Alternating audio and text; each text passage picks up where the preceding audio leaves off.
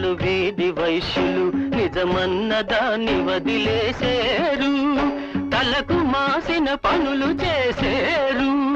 సంపాదనకు మరిగి స్వార్థతత్వం పెరిగి జనులలో చులకనైపోతారు.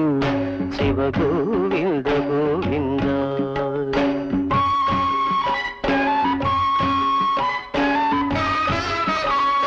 కర్షకులు వ్యవసాయ పద్ధతులు గిట్టక చట్టాల సందున నలిగేరు,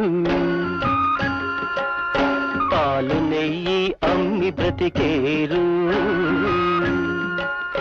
భూమి బుట్ర ఊడి పొట్ట చేత బట్టి పట్టణాలకు వలసపోయేరు. శివ గోవింద గోవింద.